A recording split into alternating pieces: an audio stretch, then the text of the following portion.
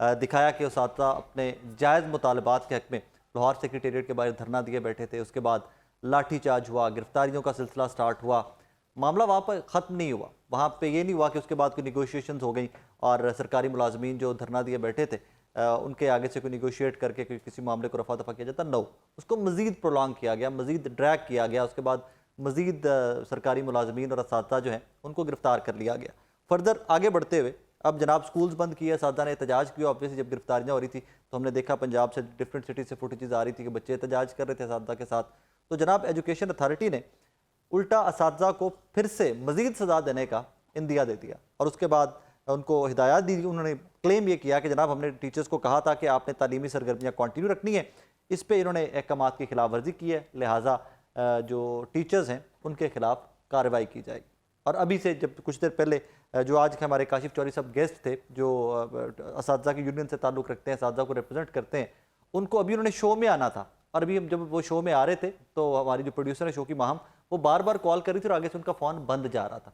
तो बस उसके बाद हमने राइट लेफ्ट कांटेक्ट किया, कुछ उनके दोस्तों से रब्ता किया तो पता चला जनाब कि काशिफ चौधरी साहब को अब से कुछ देर पहले गिरफ्तार कर लिया गया। सो गिरफ्तारियों का सिलसिला, विक्टिमाइजेशन का सिलसिला रुक नहीं रहा और जायज़ हक है। और फिर मुझे ज़्यादा दुख इसलिए होता है कि ये तमाम तरह जो विक्टिमाइजेशन की कार्रवाइयाँ हैं ये मोहसिन नकवी साहब के दौरे इक़्तिदार में हो रही हैं। 2 केयर टेकर वज़ीर आला हैं, बट मोहसिन नकवी साहब के साथ जिन लोगों ने काम किया हुआ, जिनको ज़ाती तौर पर जानते हैं, सियासतदान बनने से पहले, वज़ीर आला बनने से पहले एक मुनफरिद और डिफरेंट किस्म के इंसान थे। हम इस तरह के मोहसिन नकवी को नहीं जानते कि जिनकी गवर्नमेंट में, जिनकी छत्र छाया में ये सब कुछ हो और वो खामोशी से सुनते रहें। बहरहाल अपने मेहमानों का तारुफ करवा दूँ। आज के शो का पहला सेक्शन हमारा यही है कि एजुकेशन और बाकी जो सेक्टर्स हैं, हमारे सरकारी मुलाजमीन जहाँ जहाँ काम करते हैं, उनको कैसे विक्टिमाइज़ किया जा रहा है, क्यों विक्टिमाइज़ किया जा रहा है। मेरे साथ एक मोहतरमा होंगी आगे चल के शो के अंदर, वो खुद जेल काट के आई हैं। रुखसाना अनवर साहिबा मरकज़ी सदर हैं LHVs की, वो खुद इसी सारे एहतजाज के दौरान गिरफ्तार हुई और जेल काट कर वापस आई हैं। और मियाँ नवीद साहब मेरे स्टूडियोज़ में मौजूद हैं, हमारे ब्यूरो चीफ हैं लाहौर रंग के। लेट्स स्टार्ट विद राना साहब। अस्सलाम वालेकुम जी। वालेकुम जी साहब। सर खैरियत से, ठीक ठाक है? जी दुआएं आपकी। राना साहब क्या हुआ? मुझे अभी थोड़ी देर पहले पता चला है काशिफ चौधरी साहब को गिरफ्तार कर लिया गया, क्या हुआ है? हाँ जी, वो भी आपकी शो की तरफ आ रहे थे और मैं भी आ रहा हूँ, रास्ते में हूँ। मेरे पीछे भी जो है ना रैकी की जा रही है पकड़ने के लिए, लेकिन मैं बच बचा के जो है ना निकल रहा हूँ। और सूरत ये है कि हम उस्ताद हैं, हम कोई डाकू या डकैत नहीं है या कातिल नहीं है कि जिस तरह ये हमारे साथ तर्ज अमल किया जा रहा है। आप देखें कि वज़ीर आला पंजाब खुद भी साफी रह चुके हैं और उन्होंने हमेशा महरूम तबकात के लिए लिखा है, कलम उठाया है, लेकिन समझ नहीं आ रही कि वो मनसब मिलते ही किस तरह जो है ना वो असातिज़ा को डिच करने पर तुले हुए हैं कि इनसे बात करना गवारा नहीं कर रहे, इनकी बात सुनना गवारा नहीं करते, बल्कि उल्टा जो है ना तंज़िया अंदाज में कह देते हैं हम तो ये काम नहीं कर रहे। भाई अगर नहीं कर रहे तो आप असातिज़ा को बुलाएं, आप असातिज़ा की बात सुने कि आप हमें 60 से 70% हमारी लीव इनकैशमेंट बंद करने जा रहे हैं। उसके साथ साथ हमारे जो तालीमी इदारे हैं उसको आप प्राइवेट सेक्टर के शोबे में देने जा रहे हैं और आप कहते हैं कि जी मैं ऐसा कोई निजकारी नहीं करने जा रहा। तो हमें नहीं समझ आ रही कि ये किस किस्म की निजकारी है कि जहां ये कहते हैं कि प्राइवेट शोबा भी आ जाएगा और कहते हैं निजकारी भी नहीं होगी। तो हमारा तो मुद्दा यही है कि जो हमें सर्विस ज्वाइन करने के वक्त हमारे साथ जो चीजें तय की गई थी, जो कि हमारी रिटायरमेंट पर हमें मिलनी है, लीव इनकैशमेंट है, पेंशन ग्रेजुएटी है और इसके साथ साथ जो सालाना तरक्की हमें दी जाती है जिसको अब ये बंद करने जा रहे हैं, हम तो उसकी बहाली के लिए लगे हुए हैं कि किसी न किसी तरीका हमारा बुढ़ापा जो है वो बेहतर अंदाज में गुजर सके। राना साहब मुझे जरा ये बताइएगा, अब तक कितनी गिरफ्तारियां हो चुकी हैं सिर्फ असातिज़ा की? इस वक्त काशिफ शहजाद साहब समेत तकरीबन 158 लोग जो हैं वो इस वक्त हमारे गिरफ्तार हैं और 156 जो है वो कोट लखपत जेल में और 2 लोग मुख्तलिफ थानों में हैं काशिफ चौधरी की तरफ से।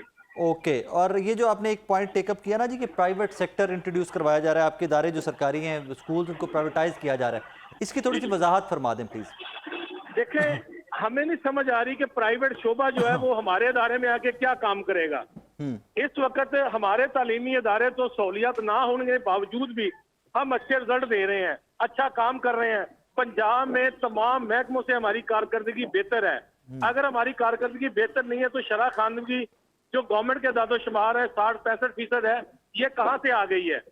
अगर ये प्राइवेट सेक्टर इतना ही अच्छा है तो ये 60-70 लाख बच्चा जो पंजाब का आउट ऑफ स्कूल है, ये उसको क्यों नहीं स्कूलों में ले आता, उसके ऊपर काम क्यों नहीं करता कि ये जो 1 करोड़ 18 लाख बच्चा हमारे पास पढ़ रहा है, इसके ऊपर ही अपनी क्यों छाप लगाना चाहते हैं ये?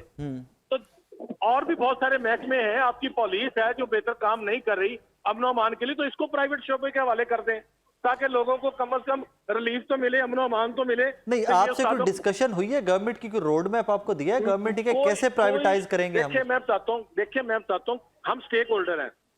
हर गवर्नमेंट आती है अपने तय पॉलिसियां बनाती है, जब वो जाती है नई गवर्नमेंट आती है उनकी पॉलिसियां रोल बैक कर देती है। ठीक है, हमारा कहने का मकसद भी यही है कि भाई आप हमारे साथ बैठे, हम आपको बताएं कि पिछली गवर्नमेंट ने क्या किया था, वो अच्छा था या बुरा था, आपने उसको कंटिन्यू करना है या नहीं करना, हमारी उसमें राय तो ले लें कम से कम। क्योंकि इन लोगों ने तो चले जाना 6 माह के बाद, साल के बाद, या 3 साल के बाद, या 4-5 साल के बाद, उसके नतायज तो फिर हमें भुगतना पड़ते हैं ना। कि एक एनजीओ कोई स्कूल लेती है, वो 10 साल के बाद छोड़ देती है, फिर ये कहते हैं कि जी लें जब आप इसको चलाएं।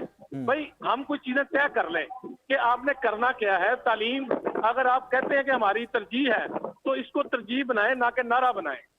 अच्छा राणा साहब, मुझे एक तो मेरी गुजारिश है कि आप प्लीज़ स्टूडियो तशरीफ ना लाइए। मैं खुद आपसे कह रहा हूँ कि आप ना आइए, अपनी सिक्योरिटी का ख्याल रखिए, क्योंकि आप जिस कॉज में पकड़े जा रहे हैं मुझे उसकी समझ नहीं आती कि आपके ऊपर एफआईआर बनती है कि नहीं, लिहाजा महफूज रहना ज़्यादा बेहतर है। आप टेलीफोन लाइन पर ही हमें ज्वाइन कीजिए। मियाँ साहब, क्या हो रहा है?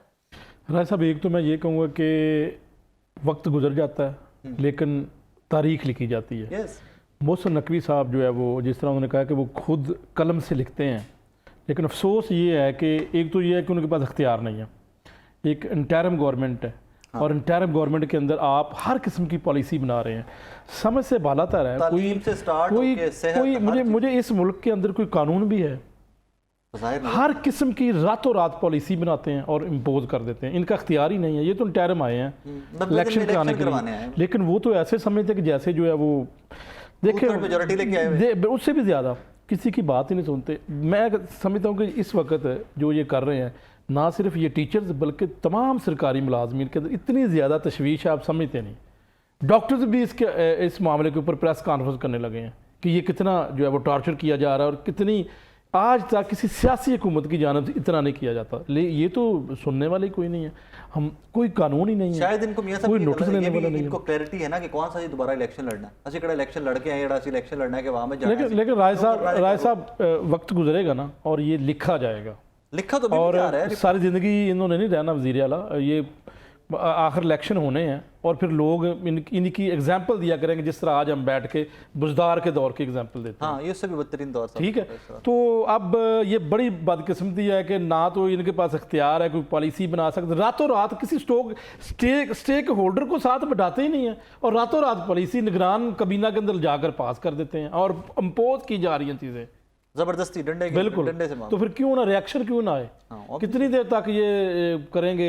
तो ये सारे सरकारी मुलाजमिन निकल आएंगे, इदारे बंद हो जाएंगे, तो फिर कैसे ये चलाएंगे? अभी स्कूल जो बंद हुए हैं उसके बाद आगे देखें ना, इनके खिलाफ कार्रवाई हो रही है। मैं को बता रहा हूँ, डॉक्टर्स के साथ में बैठा था, वो कह रहे हैं कि यार ये बहुत बड़ा जुल्म कर रहे हैं। उनको इतना ज्यादा गुस्सा हुआ कि जी हमें प्रेस कॉन्फ्रेंस करेंगे, और वो अगर सारे डॉक्टर इनके एहतजाज में शामिल हो जाएंगे। क्यों नहीं हो जाएंगे? होंगे जब ये इतना जुल्म कर रहे हैं और FIR कर रहे हैं। देखिए, स्टेक होल्डर को साथ बिठाएं और कोई भी पॉलिसी लानी है पहले उसके साथ बैठे, तय करें मामला। जरा जड़ से पकड़े ना प्रॉब्लम को। पॉलिसी लाने वाले होते कौन है भाई? नहीं, यही तो है ना, कोई नोटिस लेने वाला नहीं है। आप कौन होते हैं? खैर, रुखसाना साहबा, अस्सलाम वालेकुम जी। रुखसाना साहबा, आवाज आ रही है जी मेरी आपको? जी, मुझे आपकी आवाज आ रही है। आप खैरियत से हैं? ठीक ठाक हैं?